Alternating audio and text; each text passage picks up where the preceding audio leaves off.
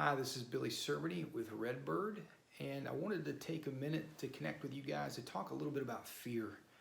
Given everything that we've been going through, fear is not in short supply. So I think it's good that we know how to think about it a little bit and what it means to walk through it in a healthy way.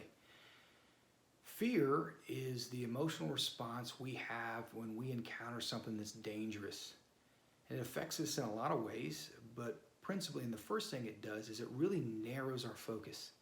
Our story shrinks and we focus on that thing we see as dangerous, hopefully so that we can make a wise and healthy choice to protect ourselves or move ourselves to safety. That's a good thing. In fact, you'd be in a lot of trouble if you didn't do that. But the problem is we are all living in a lot of isolation right now. And we have those tight fear narratives that we're focusing on. They can eclipse the rest of our story, and we can forget that this is not the only narrative that's in play. And as we begin to get sucked into these feedback loops, our brains literally respond to those things. And in time, we become anxious, we get insomnia, we become irritable. And so I want to talk about a few things that we can do to help step out of those feedback loops and move through this in a healthy way. And the first thing I'd say that I want to talk about is a couple things that we should not do. If you're anything like me, when you're sitting at home, especially for hours and hours on end, it's really easy to climb inside your cell phone and just flip social media or 24-hour news all day long. Now, when you do that, especially with social media, it gives you the illusion that you're actually connecting with people. But the truth is, there's been study after study that shows that prolonged exposures to social media, it not only does it not connect you with others, but it actually increases your sense of isolation.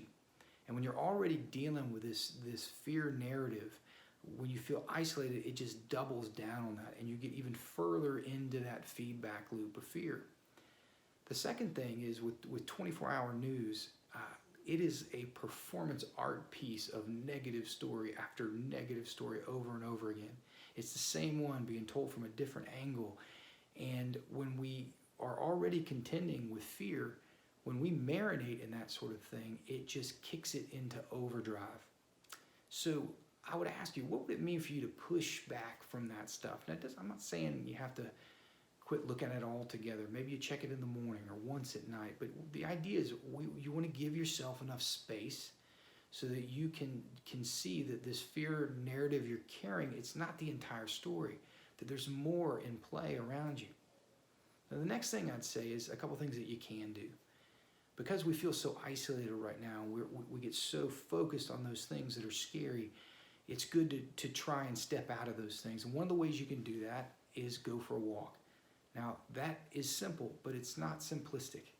Because when you do that, preferably someplace beautiful, someplace that's open. Of course, you want to do it safely, and you want to avoid contact with people these days. But you want to do it with someone you love, or a child, or a dog. And what it does is you're physically stepping out, and it helps you to take your eyes off the story that you so easily can obsess on, and step into the larger narrative around you. The next thing you do is that, because isolation is such the enemy, is that you want to connect with other people. And if you're at home with a family, one of the things that we do is we sit around a table and we play this game. It's called Questions. And what you do is you sit around, and every person around the table takes turns, and they get to ask a question that everyone around the table has to answer. For example, what's your earliest memory? Or if you had to make a meal for the person sitting to your right, what would that meal be? Now, that's a fun game. But what you're doing in that moment is that you are inviting creativity into the center of what could normally be an anxious environment. You are taking your eyes off yourself, and you are inviting a larger story in. You're getting a chance to learn something about people that you're already probably very familiar with that you might not know. And it creates, once again, the space in the room for you to step out of those fear narratives. The next thing I'd say is pray. That's something that is so helpful. Maybe you use the Book of Common Prayer. Maybe you have a devotional you like. I really like Sarah Young's book, Jesus Calling. They're these little one-page devotionals that you can read, and you can just, you can read it a couple times, and they have scripture references at the bottom I'd encourage you to look up those scriptures, because when you study the scriptures, you'll find that you're not just studying the scripture, but it's actually studying you. And you can encounter a God that is still good, that is still on the move, and that's still got you. And the last thing I'd say is this: if you're in a place where you just can't get out of this cycle, and fear is dominating you, and just the simple basic things aren't very helpful, it's okay to ask for help. And I, in my ministry, Redbird, I work with St. George's and would love to walk with you. You can find my contact information on St. George's website. And while we can't get together face-to-face, we can get together online, and that's something I do, and I've found it's been very helpful. So please, don't be embarrassed to reach out. I would love to hear from you, and I would love to walk with you.